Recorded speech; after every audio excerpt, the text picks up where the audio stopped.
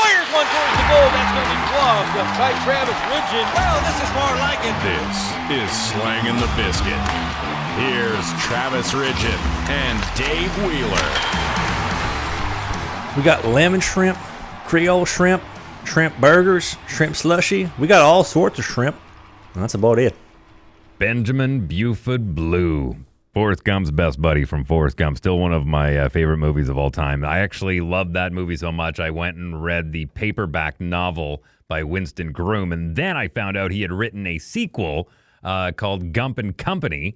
And there is an amazing scene about halfway through the book. I shouldn't say scene. There's an amazing part in the book where he had Forrest gained so much popularity for all the things that he was doing and for the running that they wanted to make a movie about him. And so he actually got to be Forrest Gump met Tom Hanks in the book. That's awesome. Yeah, right? It was like an amazing fourth wall break that made total sense. He invented Coke 2, for anyone that's old enough to remember Coke 2 back in the 80s. He was in Desert Storm. He was actually in the tank with General Schwarzkopf when they go over the bridge and then it falls apart at the end.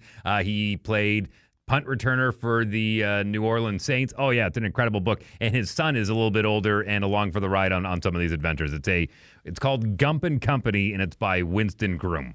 I don't read a lot of books, but when I do, I remember the crap out of them. I can't read. I just play professional hockey, and reading was not a prerequisite.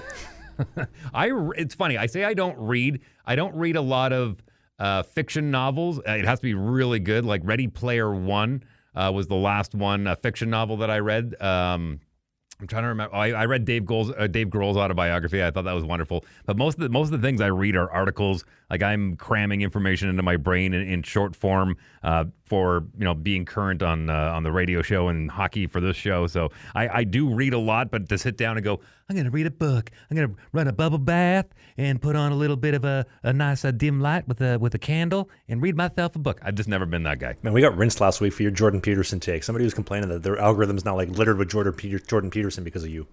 Well, why were they upset? I mean, I said that he's a very smart guy, and he's more than anything, I was saying how well-spoken he is and how thoughtful he is with his responses, because he'll sit there and he'll take a time. I didn't comment at all on his politics. You've been upsetting a lot of people. You got the Jets take. Who else do you curse? Connor Hellebuck, the Jordan Peterson thing. You're wrecking the show, dude. What's going on? Two things. Just because you're offended doesn't mean that I was intending to offend you. Being offended, that's on you. And number two, just because you're offended doesn't mean you're right. For the record, anybody wondering, this show will end before Dave leaves. We're here together. Wow. That's strong words, man. Strong words. I like it. You're my boy, Blue. I'd do anything for you, Blue. Didn't he die in that movie? Yeah, anyways. As much as I would love to say you and I both watched Game 1 last night, we did not because we're recording this before the weekend, so we were not able to see Game 1. But I want to congratulate the Florida Panthers on winning Game 1 at home in front of their sold-out crowd. Yeah, shout out to the Cats. Also, I got 3 quick shout outs to give. I owe a couple shout outs that are overdue. Number 1, former co-host, good personal friend of mine for almost a decade, Rob Lalonde. He turned 42 years young the other day. Hey, happy belated birthday to you, my friend. Happy birthday. Big shout out to the military. Thank you to the military. This podcast is not possible without you and the freedoms that we are privileged because of you. So if you're a member of the military, I know there's lots of military that do watch this show. So to you, thank you very much. And finally, Ryan Sharkley, Winnipeg boy, loves the show at Dave because he loves hearing about Winnipeg. Who would have thought? Who'd have also, thunk it, huh? Somebody was asking the other day, is your morning show on YouTube? So like a video version of the show? No, there's not a video version, but because Google Podcast is going the way of the dinosaur and everything's going to run through YouTube Music, you can get very soon, once all that transfer goes over, you will be able to get the audio podcast daily. It usually goes up around 9:30 Central Time, and it's about an hour, just over an hour long daily, and it's all of the commercials and music and all that kind of stuff that are cut out of the show. And you just get the talkie part between myself, Tyler Carr, and Jasmine Lane. But really quickly, you mentioned the military. Big shout out to all of the very few vets that we had left, because it was 80 years ago that D-Day happened on Normandy this past Thursday. So to all of our military out there, I know that's a big one. That's a big one circled on the calendar, June 6th. That's a big memory date for the military. And in the words of AC/DC, for those about to rock, we salute you. Speaking of saluting, you want to talk about that chick at the Edmonton Oilers game the other day? That was an interesting salute. That was a 2-gun salute. Holy moly. Now, I know you're going to throw, for those watching on YouTube, I know you're going to throw the video up here. Make sure there's a nice, big, wide censor bar there for the sake of Google and everybody else and all the other watchdogs that are out there. But hey, listen, I ain't going to tell someone how to party. I think she was a very beautiful, well-built human being, and she decided to celebrate a certain way. I will say there are times and places for things like that, and as long as there was no children who were within eye shot of that, then okay. I mean, listen, the father in me was like, but the male in me was like, gotta walking that line a little bit. What would you do if that was your chick? You're sitting in the game and there, she just like flashes the whole crowd on TV. What would you do? I'm the wrong person to ask. You got to keep in mind my wife was talented and beautiful enough that she was asked by Hugh Hefner himself to pose for Playboy magazine not once but twice. So my wife is in the buff on the internet.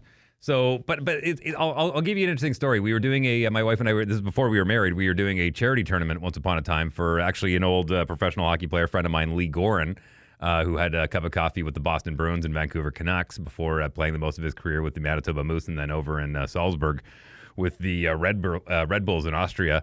Pretty sure that's the team he went to. And he went to Sweden for a little while, too. Anyways, he was having a charity golf tournament in Winnipeg, and you would go and you would get a celebrity as part of your foursome. So I would go as the local radio morning show guy, would go golf with a foursome. My wife, the Playboy model, would go golf with another foursome. And the foursome she was golfing with was a foursome of young men. And she said it only took about 2.5 holes before the guys were like, so can we see your boobs? And Candace was like, no. And they're like, why not? You've already been naked. She's like, right, go grab the magazine. Go buy it there. That was something that was in a professional setting. Like, it's not exactly a modeling setup here, guys. We're here to golf. You know what I mean? Like, you wouldn't randomly ask some guy like, hey, you want to take your pants off? No, we're golfing. What are you doing? Well, we would. If we're in the locker room together, we're having a shower. Like, hey, sure. Willsy. No, it's a little cold in here, fella. Time and place for that, but not when you're in the middle of what's the Mexican restaurant you guys like going to after games and whatnot. You wouldn't do it in the middle of 7-Eleven when you're grabbing Grizzies off the roller, right? It's like, hey, you want to take your pants off? No, we're in the middle of 7-Eleven. There's a time and place for that, for crying out loud. But she explained to the guys like, hey guys, go buy the magazine. Not going to be happening here. So there's a time and there's a place. Again, iffy on if that was the time or place, but hey, you know what? Makes Edmonton Oilers fans look good. True sales lady, if there ever was one. Go buy the magazine. Pay for it. Right? Hustling. I appreciate it. Shout out to Candace. Right? Listen, she's been in magazine. She's been in a French Vogue. No, I don't want to say Vogue. That would be a stretch, I think. But she's been in Maxim. She's been in Playboy. She's been in Men's Health. She was in a few other big ones in the Asian version because she lived over in Australia for a while. Then she was in Malaysia, and yeah, she's been all over doing the modeling things. And to this day, I mean, I think she was doing a clothing brand no more than a couple of months ago for stuff. So that's the thing. It's funny because there are certain models that are on the internet these days, and they call them Instagram models or social media models or whatever they may be. They're going after a very niche kind of, for lack of a better metaphor, a pump and dump style, right? And I'm going to put my wife's tires here for a second. She's been in the industry so long, and she understands that she's aging well, that she can't go and do the Maxims anymore, but she can go still do the catalog style stuff. And it's something that she loves. She loves the whole process of, getting the makeup on and going through wardrobe and getting in front of a camera and different poses and different looks and different angles and different lighting. So, I mean, she can do that until there's a retirement home that's advertising right now down on Sterling Line, and right on the side of the building is this giant poster of this woman who I'd say is probably in her 70s, and it's like, long-term living here. Apply today to be a tenant. She could do that when she gets into her 70s, right? So, I mean, she doesn't have to be done modeling, only if she wants to. Can you imagine the influx of applicants if your wife was modeling in a bathing suit? Live here. Right? Why is everybody 50 plus trying to apply to live in this old folks home? I'm telling you, man, when I retire, I just hope that they have You're never going to retire, dude. You're going to be doing shows forever. Like, you're a workhorse. I will rephrase. When my kids get tired of taking care of me and they finally stuff me and their mother in a home, I certainly hope that virtual reality video games are good enough to the point where I can just lay there like a vegetable and pretend I'm still skating around the ice. Well, you'll be able to see it. the technology that we've advanced in the past 100 years, like we've gone from horse and buggy to having a remote control robot on Mars. So that's a big jump in 100 years. It's not crazy to think in the next 30 years, 40 years that they're going to have some really cool virtual reality style video games for us old Gen Xers to play when we're in the home. I'm going to have my own personal robot taking care of me. Time for your pills. Oh, yeah. Forget home care. I'm going to have my own robot. That'll happen. So to answer the original question I asked, though, if that was your chick at the Oilers game, no comment? No idea what you do? Well, listen, I don't think she would. I don't think she would because she understands there's a time and a place for that. If that was my chick, she's walking home. And don't bother coming home. What if she asked You're walking. What if she asked permission first? Or not permission. What if she said, hey, should I flash right now? What would you say? Would you say no? And if she said, all right, I won't. My chick would never ask that. Well, Florida had that. It wasn't in these playoffs, but Florida had their own version of that, where some beautiful woman went down to ice level and did the old classic pressed ham up on the glass. So Pressed ham. Well, I mean, the pressed ham is when you throw the buttocks up there, but whatever. No, when I was playing in Michigan, there weren't many fans, so nobody was giving the pressed ham on the glass. Bummer. That's too bad. Out of the old booster windows on the old bus that would follow the team to the rink, I'm sure there was a couple of pressed hams going out after a win. Small town Ontario, man. Can't beat it. Right? So, yeah, listen, if it comes down to who's got the hotter girls, would you go with Miami or would you go with Edmonton? Put me on the spot here. Edmonton. Dude, really? Listen, I love Edmonton. I've spent a lot of time in Edmonton. I used to go there every weekend for hockey. I'm going to take Miami every day of the week, man. Are you kidding me? Have you never seen a rap person's video before?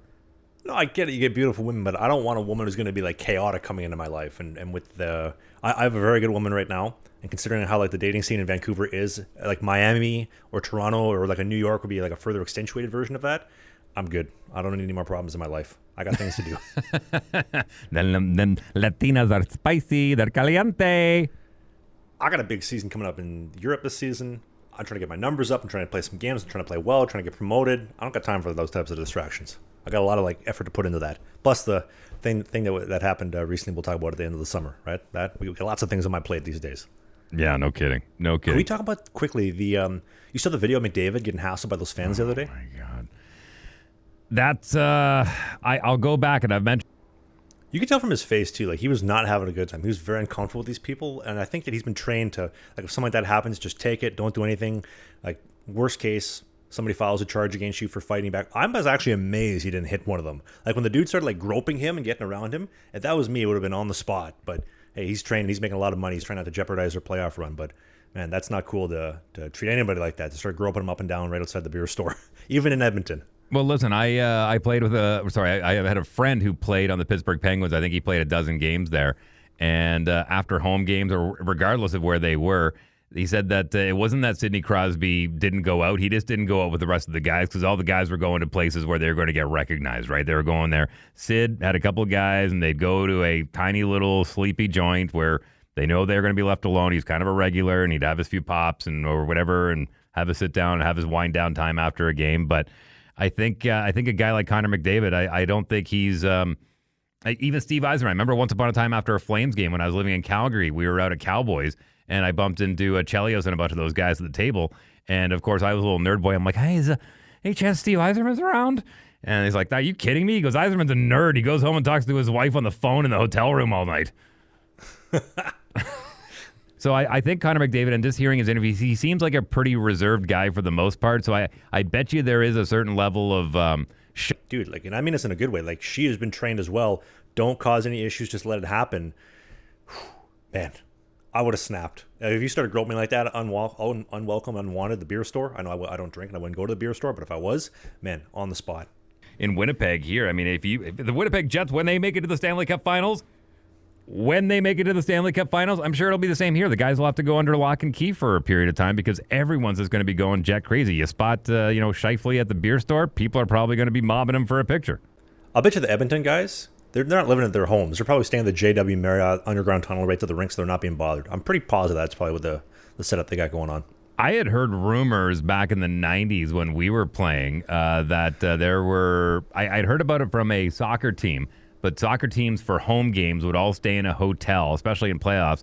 They would all stay together in a hotel in their home city, to keep them under lock and key for that reason, but also so they weren't going out and having fun the night before a big game. So they were keep a closer eye on them. I mean, you got to keep in mind these players are investments for the owners. These players are big money. They're dumping big money in these guys. They're not going to take anything to chance when something that big is on the line, right? Yeah, the Jets can't have Connor Hellebuck going to VJ's Drive-In or VJ Subs at Main and Broadway the night before a game. Oh, there's a lot of good places around town. One of my favorites is up on Main Street, this Lebanese place called Baraka. Oh, my God, they make the best donairs, like just unbelievably good. There's so much good food in Winnipeg. We actually have the most Red Seal chefs. Water down the donair sauce. Yeah. You getting donairs when you're in Halifax, you nut. We actually have the most Red Seal chefs per capita in the entire country, I believe. We have the school that you went to, Red River College Culinary School. I didn't go to culinary there. I went to business there. I did trade school at Winnipeg Tech. Ah, there you go. Well, still. You been following Evander Kane's ex-wife? Which one? Listen. Man, she's nuts. I've only heard things here and there and kind of what you tell me, but am I to understand correctly that she's about to get hitched to another player in the league? No, the entire Canucks Oilers series, she's posting like love and appreciation pics of Nikita Zadorov. Yeah, I don't know if she's doing that just to kind of get into his head or not, but that means whatever. I don't know. Would you agree that a man's woman is a direct reflection of him as a man and what he brings to the table and what he's all about? To a certain extent. I don't think it's the be-all, end-all, but I think when I go out, when I'm out with my buddies, I'm going to act differently than when I'm out in public, and I would expect my wife to act in kind. I mean, I don't know. That's a very interesting question. I'll use this as an example. So you and I could be hanging out, right? We're the boys, right? I'd act differently around you than I would my mom or my grandmother or my woman, right? Sure. Very different. But let's say the fellas come over, like you come over, Sweens comes over, a couple of guys come over, and my woman's here, and she says, "Hey guys, is anybody hungry? Does anybody want food?" Because like my woman's very nurturing, she would definitely do that. Now all of a sudden, like I'm the big G. Like my woman is the one who's going to be cooking us some food or like hooking everybody up. And I look good. It's a direct reflection on me. Like I was able to attract that type of woman. And if you have like let's say like one of your ex-women that are posting appreciation pics in Nikita Zadorov and trying to bury you online, that's a direct reflection of at least the man that you were at that moment in time. Good. Well, thank God that he got rid of her. But well, listen, I remember I got invited over to a colleague's place once upon a time and saw his living situation and his wife at the time, and I kept my mouth shut. I kept my opinions to myself, and it wasn't until they broke up, probably about 6 months later, I'm like, man, I've been waiting 6 months to tell you this, but I don't know how you dealt with a household like that. Like, holy crap. And then 2 months later, they got back together, and I felt terrible. I would literally walk on eggshells around the office. I'm like, well, I'm not going near that guy. And then they ended up getting divorced.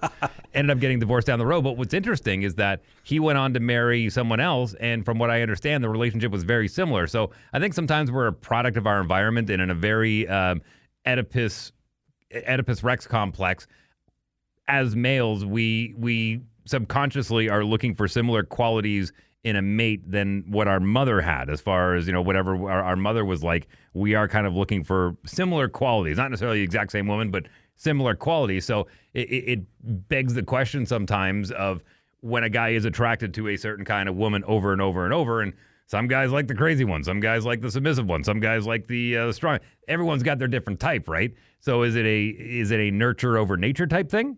I don't know. So to go back to your original question, is it a direct reflection of who that person is? I think it's a direct reflection. It's a reflection of the way they were possibly brought up. Let's say a dude and his missus, they're having an argument in public in front of everybody, and like her resentment towards him is being blasted out publicly in front of everybody else. And that's a direct reflection of the relationship. Like he has lost control of that relationship, and she's blasting him and disrespecting him in front of everybody else. Hence, she's posting pictures of Nikita Zadorov. Man, she's just totally disrespecting him. And he lost control of that relationship, and also he invited a woman into his life that was very chaotic, to say the least. Sometimes you don't know it at the time, man. Sometimes through the vetting process, you don't see some of these things that come out potentially years later in a relationship. And I'm not saying I got it all figured out. I think it's unfortunate. There is a part of me that kind of feels bad. You got a good chunk figured out. You absolutely got a good chunk figured out. I will say that. I take a lot of inspiration from Dave, and I say I aspire to be more like Dave because I see how Dave runs his family and his relationship, and I'm like, man, like Dave is the man. I appreciate you saying that. Try and keep vision in both eyes, though. Don't go exactly down the same road. Man, you've seen it firsthand, man. I've invited some interesting women into my life, but ship is sailing very smoothly at this point in time.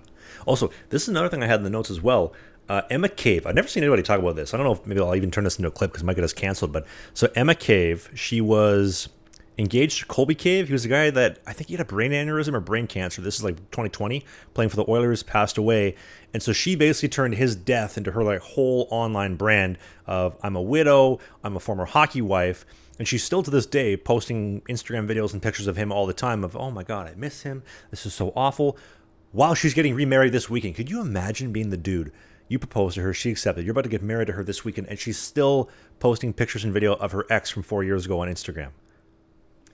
Yeah, I'm just jogging my memory here. He's a North Battleford guy in Saskatchewan. He was put into a medically induced coma while surgeons removed a cyst on his brain. He died just days later in the hospital. He was 25. Man, that's terrible. Emily says because of the pandemic, Colby passed away alone in the ICU. That is heartbreaking, man. That is absolutely heartbreaking. Imagine that. You're about to get married to a chick and she's still like mourning her ex-husband, ex-fiance on Instagram regularly. I don't know what the appropriate time for grief is, but to each their own, I suppose. Speaking of women, let's transition this into something that I think is rather positive. The Professional Women's Hockey League had a really successful season this year. Congratulations to Minnesota for winning the inaugural Walter Cup. I'll be honest with you. Yeah. I don't know if you watched any of the games that were streaming on YouTube. They had really good numbers, man, like upwards of 50, 60,000 people watching on YouTube. The rink was full at XL Energy Center. It is kind of a bummer that they won it twice. They won it once at home in overtime, then it was deemed there was goalie interference, and they had to go win it on the road in Game 5 in Boston. But I give them credit. The league looked good. It looked better than other attempts they had at professional women's hockey. This one, to me, is the best one yet. Numbers are coming in. People are watching the streams. Like you said, 50, 60,000 people. That's nothing to sneeze at. That's a lot of people watching the games online. Granted, it's for free. Still a lot of eyeballs, a lot of viewership. But they released the salaries for the players for this upcoming season. I think it depends on what round you're drafted is how much you're going to make. Hey, making 40 grand on the low end is pretty good. Making 55, 56, $50,000 a year to play women's pro hockey. That's pretty good. East Coast. Wait, American or Canadian? Let's go Canadian. Let's just pretend it's Canadian for a second. So $50,000 a year to play in the PWHL or $27,000 a year entry level in the East Coast Hockey League. They're almost doubling the East Coast. That's pretty good money. Okay, well, again, I know this sounds weird, but I need to know if those are in Canadian or American dollars, because last time I checked, the Canadian dollar was trading at about 73 and change American, so that makes a big difference. That's over 25% more or less. I mean, if there's Americans that are making 55 a year, 40,000 a year, is that fair to say? I'd say probably in the 30s, high 30s, low 40s. Let's go 38,000 a year. Still making 10 G's more than guys in the East Coast. It's pretty good money. Yeah, I'm curious to know what their, what their per diem is. I mean, as you know that better than anyone. I mean, you're using per diem as your income as well sometimes. I know guys in the East Coast League are as well. So, I mean, are they putting guys up? Are they on their own? Are they living in multiple dwellings? Are they living kind of in the dorm that you had in certain places? Yeah, I'm curious to know how that works. I mean, listen, if they're making good money, and listen, based on those numbers, I don't see the East Coast getting numbers like that, right? So again, if they feel that's fair based on their income that they had this first year, go for it. But if it's going to bankrupt you, then we'll see. I think it's still below or somewhere around median average for Canadian. If that 55 a year is Canadian, I think that's just above median income in Canada. Best goal in women's hockey right here. It's still going with that, huh? Wear that belt. Yeah, take that belt, man. Wear it around. Throw that thing over your shoulder. Where's my second belt? Should have spit shine my belt. Oh, yeah, that looks good. Ha-ha. By the way, bummer about his fight getting canceled. I know you want to talk about the Logan Paul, Mike Tyson cancellation a little bit later, but just to wrap up with the PWHL Professional Women's Hockey League, I said this right off the top at the beginning of the season, I hope they don't go with team names. I hope they just stick with the city. I think that's badass. I like that too. Call them like the River Rats or the Dragons. It's just Toronto, Minnesota, New York. I like that too. It's good. Exactly. Skinner, Bobrovsky. You want to talk about a Goliath versus David matchup in goal. Yeah, I think Florida edges Edmonton in goaltending. I think Florida edges Edmonton in defense, but I think Edmonton takes the. And I know people are gonna say Barkov. I get it. I know. Bet it. I get it. But I still think Edmonton has the edge, especially on that power play, regardless of the stats that they had against Dallas. You know what I haven't seen a lot of people talk about is Bobrovsky is literally the goalie slayer. Knocks out Vasilevsky, knocks out Swayman, knocks out Shesterkin. Now he's going to be facing Stuart Skinner. Those are three of the best guys in the world, and he just cleaned house with all of them. That's pretty impressive. And then Skinner, Talbot and David Riddick, shout out Big Save Dave. Who do they play in the center? Oh, Canucks third string guy, Artur Silovs, and then Jake Ottinger, who, unreal goalie, absolutely world class. Maybe not the best series, but you can't argue that Bob didn't take out three of the best in the game in his run to the Cup. Yeah, no kidding. And I think the Panthers have the edge with the experience that the core of that team had in the playoffs last year, losing in 5 games to Vegas. It's no different than the stories that I remember hearing about the Edmonton Oilers when Gretzky actually tells a great story about when before they started their dynasty, he was at the tail end of the Islanders one. And when he was walking out of the rink, he walked by the Islanders dressing room and he was expecting like champagne and party and music and just everything going on. And those guys were all in there icing down their elbows, icing down their knees. You know, they were beat up. And he realized, okay, that's a good lesson to realize what it takes to win the Stanley Cup. And then Edmonton went on their run of 4 cups. But I think Florida knows that better with the firsthand experience of losing out in 5 games to Vegas last year. And I think that may be the tipping of the meter in Florida's side. You remember when Bobrovsky used to choke every single playoffs with Columbus? Yeah, well, yeah, it was Columbus. Like Columbus, when they were playing the Capitals, when they were playing the Bruins, like he just never brought his A game. And then all of a sudden, and it's so weird, 34 or 35 years old, tail end of most guys' career, all of a sudden, rising from the ashes, this guy is just dominant, and nobody can figure out why. I have a couple ideas why. I think the first thing, his body language. If you watch his body language on the ice, especially after goals, it's like Kiprusoff from 2005, 2006. If you just looked at his body language, you had no idea if a bad goal had gone in, a good goal had gone in. He just made 5 saves before. Like you had no idea. There's no emotion in his body or his face. And body language is a subconscious thing. It's a true, actual reflection of what's going on up here. And then you look at his actual game. I'm just amazed by his hands. Like the ability in tight with the way that he moves to keep your hands active, engaged, in position at all times. The guy's ripped and probably has to have some of the strongest shoulders in the game. To have your shoulders that strong, to have them always active and making saves, he's got one of the best, probably if not the best blocker hand in the entire game. Outstanding.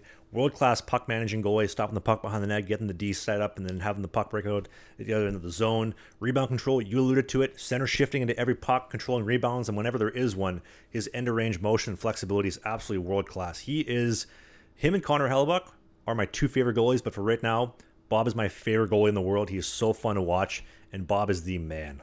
Conn Smythe favorite for me.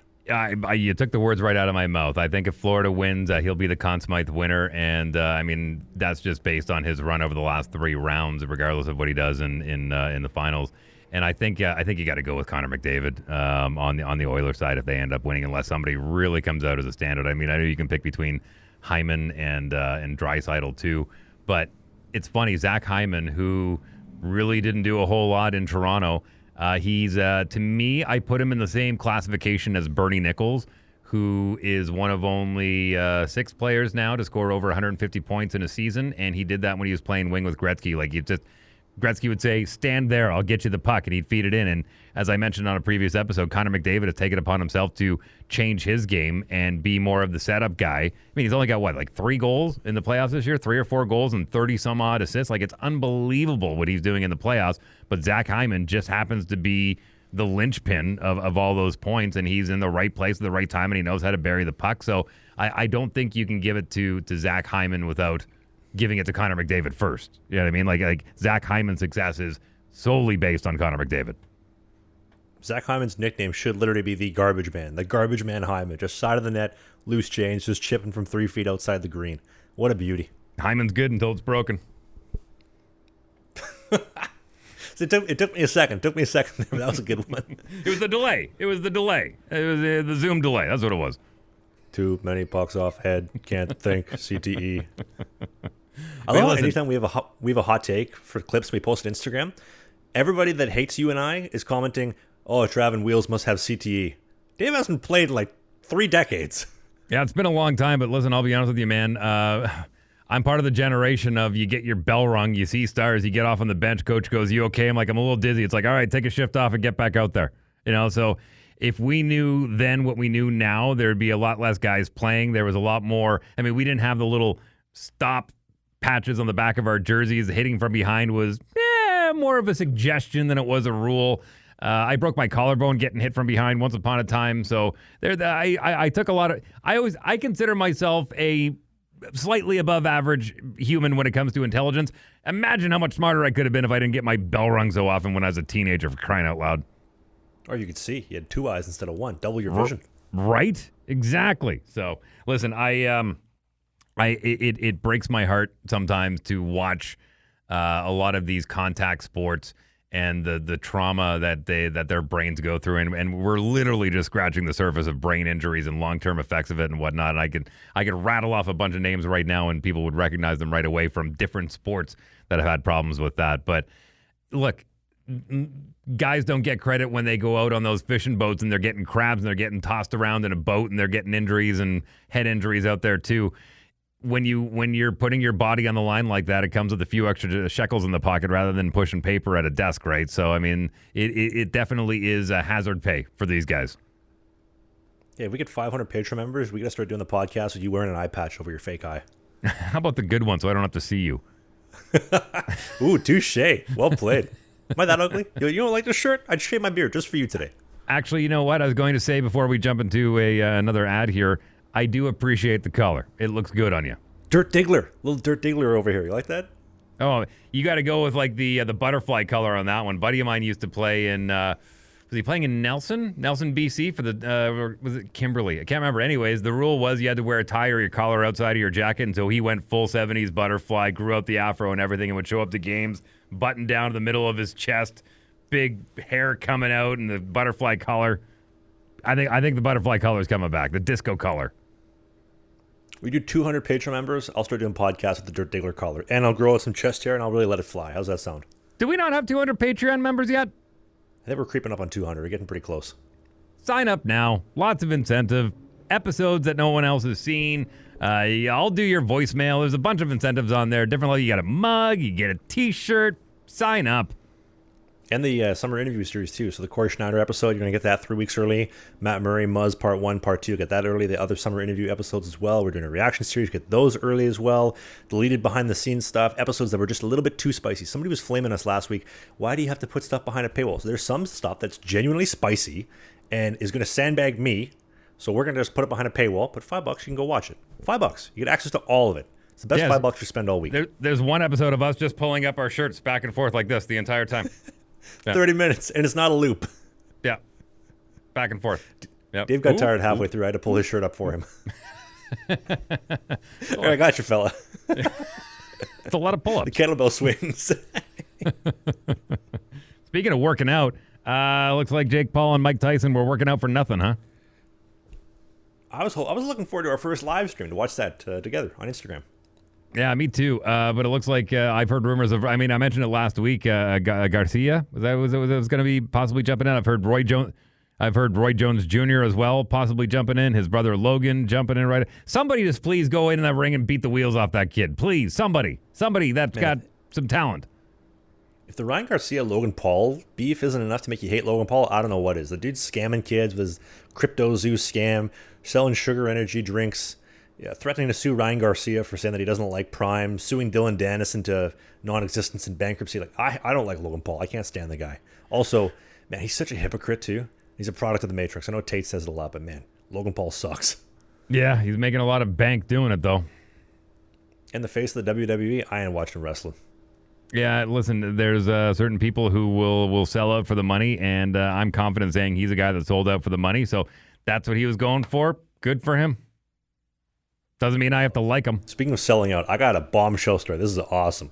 So, one of my former employers, I know there's a lot of them, so good luck deciphering who this is, but one of them are about to file for bankruptcy and sell the team. I had an idea. Wheeler, what do you think if we pointed up maybe like $300 and see if we can put a bid in for the team? You think we can get it? No, and I wouldn't want to take on a team like that. Nope. Operating costs be through. Listen, you got to have deep pockets. It's one thing to buy the team, then it's another thing to have operating costs. You got to have money to buy it, and then money, and then money, and then another door that opens up to more money because you can't take the revenue that you haven't made yet and put it into your product. Either that or you're just chasing your tail the entire time. We've had this conversation before about what the league should do, what they could do, the possibilities, but that takes money. I'll give you a perfect example. Once upon a time, my wife and I were looking at a small golf course that was for sale. There was a house on it, there was a property, and we kind of, scraped together. It's like, well, if we went to the bank, we could probably buy it. And then somebody said, and how are you going to run it? And I went, oh, yeah, right. Would it be cool? Yeah. But it's not like we would have any business knowing how to run it. I mean, I know you took business, but we need big money for that kind of stuff, man. We're going to interview the fans. Here's one of the 10 of them. How do you like the season so far?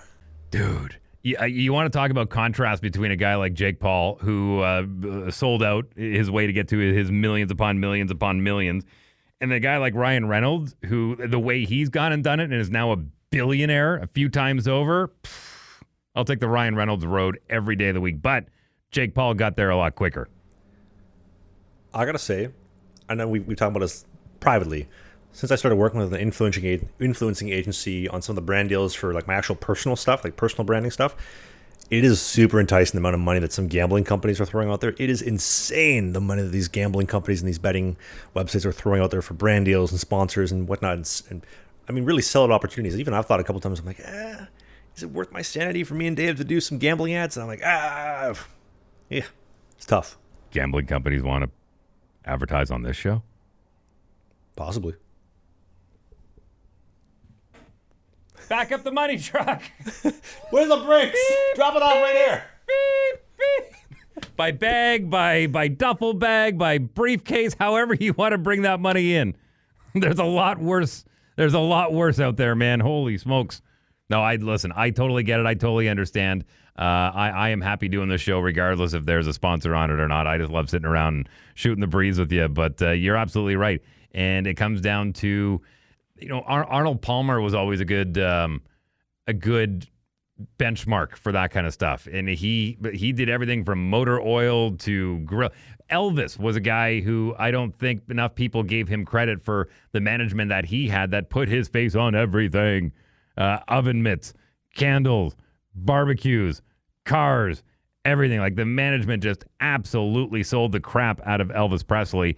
And I think you could attribute it to kind of where we are now in that sphere. That Elvis is responsible for today's modern influencing? Possibly. I mean, like you said, like there's people out there that are willing to be like, yeah, here, take the money, promote. Look, literally the can that I'm holding right now, Coca-Cola, is the number one advertiser in the world. They also happen to be one of the biggest revenue makers in the entire world too. I don't think that's a coincidence.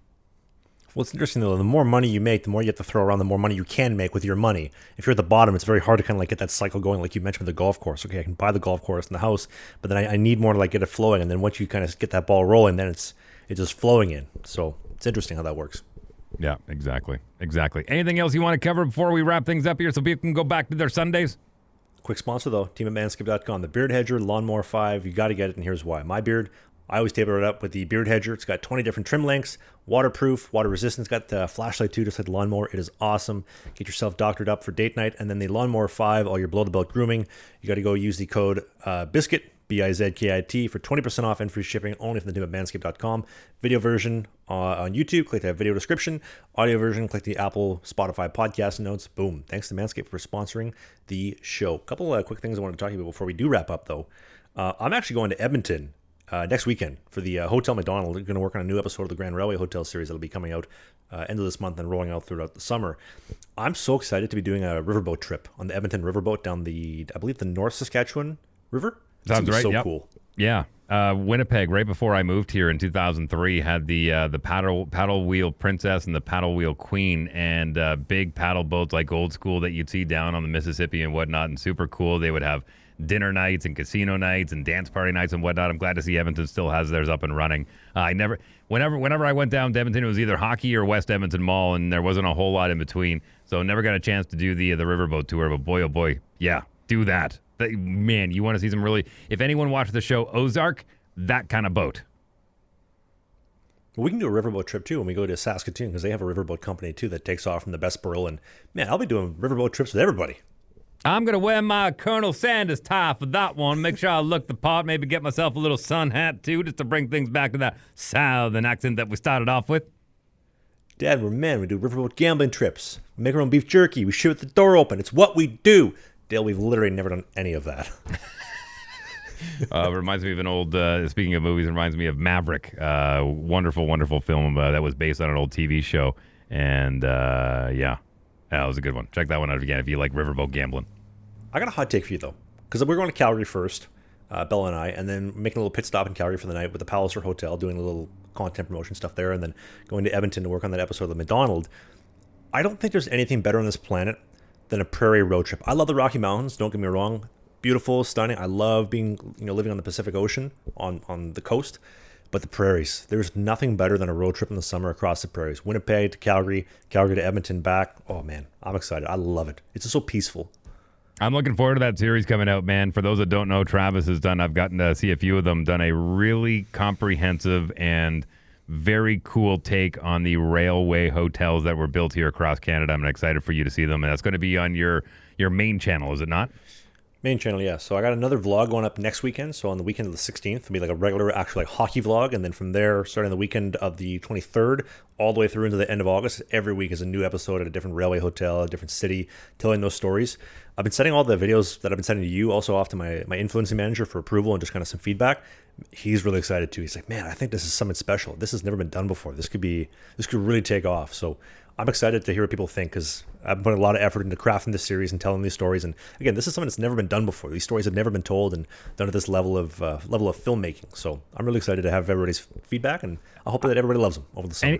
Any teachers that are watching in Canada right now that have any middle school or high school age students, I think this is a wonderful, wonderful piece to show not only for education on the history of the railroad and the hotel, but just for how to do a really cool modern day documentary style for a lot of those aspiring YouTubers and whatnot, to show that it doesn't just have to be, hey, I'm going to build a McDonald's underneath my stairs and a 7-Eleven in my bedroom. It can be actually some really good learning moments. So I give you a lot of credit. This is going to be a really fun series, and I'm excited for people to see it. Well, this is a big investment too for my post-retirement of filmmaking. This is what I can do, showing the company, showing the brands. And then when the time does come, when I'm done hockey and this podcast continues on, fingers crossed you're not dead by then, that I can just take that filmmaking out into something. What? You could die. You talking to me? I'm not talking to me. You got, what, 10 years left and possibly of your playing career? God, I hope I last longer than that for the sake of my children. I was saying more like 5. Don't you put that curse on me, Ricky Bobby. Candace, get the life insurance. Top it up. It's paid up. We're good. Double it up. All in on black. I'm saying goodbye. I'm going to go lick my wounds after that one. Hey, one real quick thing, though. You're an Edmonton, Calgary boy. You lived in both. What do you like better? What do you think? Well, listen, they also, both what have... do you like about them, too, by the way? I tell people this all the time. Edmonton and both are oil cities. Edmonton is your blue-collar city. Calgary is your white-collar city. That's where all the suits are. That's where all the people talk about how to go mine that oil, and Edmonton's the ones that go mine that oil. Calgary, to me, is it's a higher class joint. And I'm not taking anything away from Edmonton. I think Edmonton is just much more of a blue collar spot. So if you like a dirty bar and a good beer, that's the place to go. If you like something, nice glass of champagne and some wine, Calgary's your spot. But both of them, for my dollar, it's Alberta, baby. So yeah, you're not going to go wrong. Yeah, I'll touch on that in the Railway Hotel series starting in 2 weeks. Say goodbye, everybody. Goodbye, everybody. Anyway, thank you for listening to Slangin The Bizkit. My name is Travis Ridgen. I'm your favorite minor pro hockey goaltender. That is Dave Wheeler. He is your favorite Winnipeg radio morning show host? ? I'm Ron Burgundy. I told you Burgundy will read anything.